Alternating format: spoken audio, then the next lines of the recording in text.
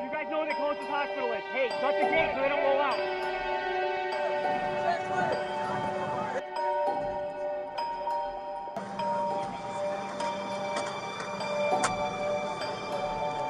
How do you open it?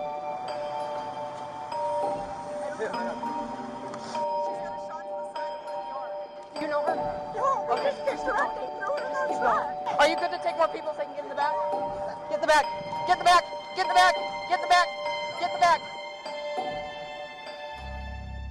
Сайн байцгаана уу? За энэ удаа 1 жилийн өмнө оруулж байсан бичлэгээ ахин жоохон янзлаад оруулахар шийдлээ. Энэ бичлэгийг жилийн өмнө оруулахад YouTube-ээс дөрөм зөрчсөн байна. Хэд их аллага, цус нөчтэй, график дүрс ихтэйгээд устгасан байсан юм. Тэрийг энэ удаа янзлаад арай зөөллөөд эвгүй дүрсүүдийг нь бүдгэрүүлээд ахин оруулж байна. За энэ хэрэг нь Америк нэгдсэн улсын түүхэнд нэг дор маш олон хүнийг хөнөөсөн мас аллагад тооцогддог юм байна лээ.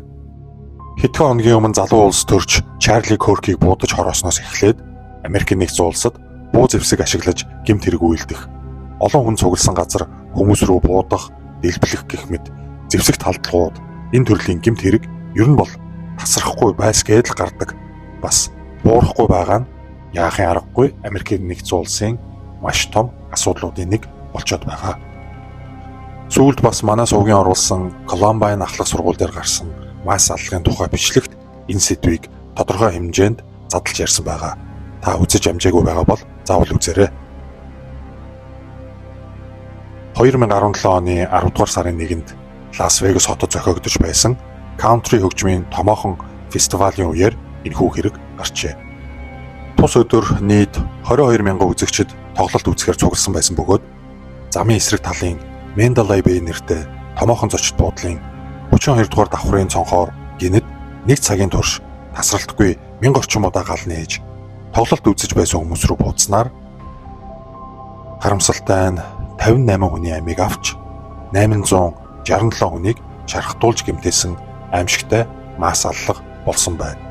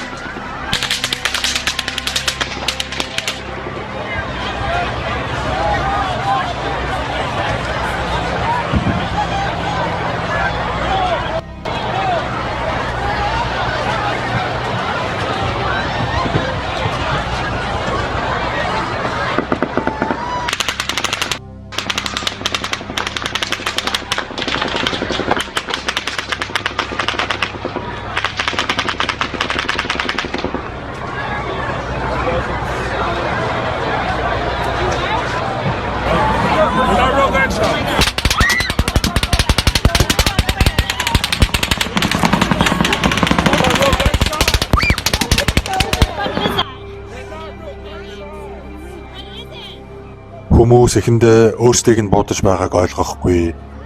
Зарим нь буун дууг сонсоод доошоо хөвтцгээсэн ч суманд оногцоор байгаа аимшигтай дүр зургийг та сая үзлээ.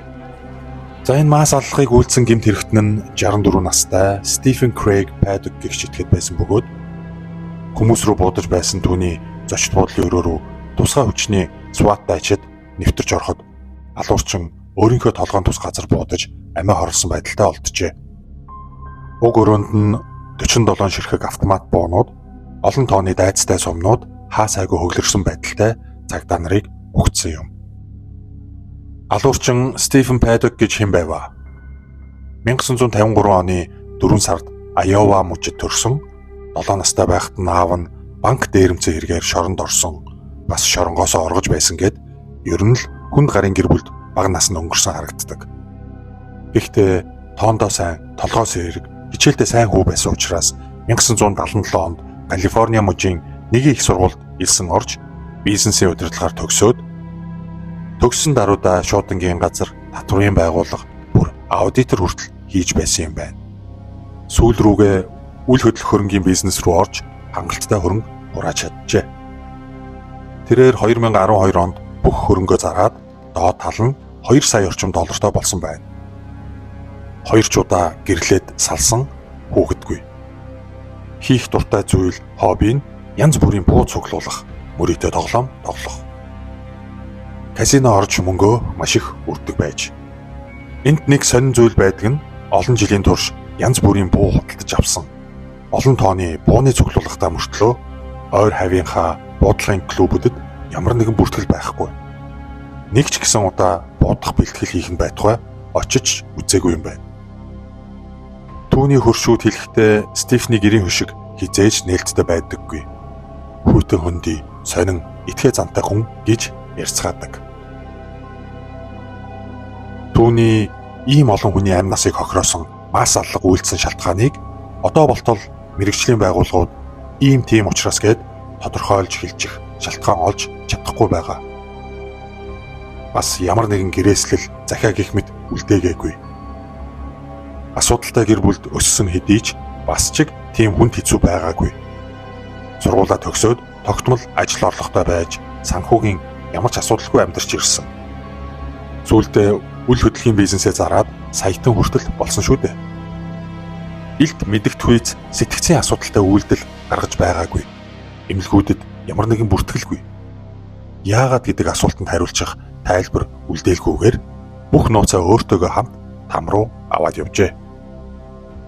Зүгээр л дуртай дуучин хамтлагийнхаа тоглолтыг үзэх гэж ирээд 5 биш, 10 биш, 20 биш, бүр 58 хүн хэн нэг галзуу солиотын зугаа буудах бэлтгэлийн бай болж амь насаа алдсан нь үнэхээр харамсалтай.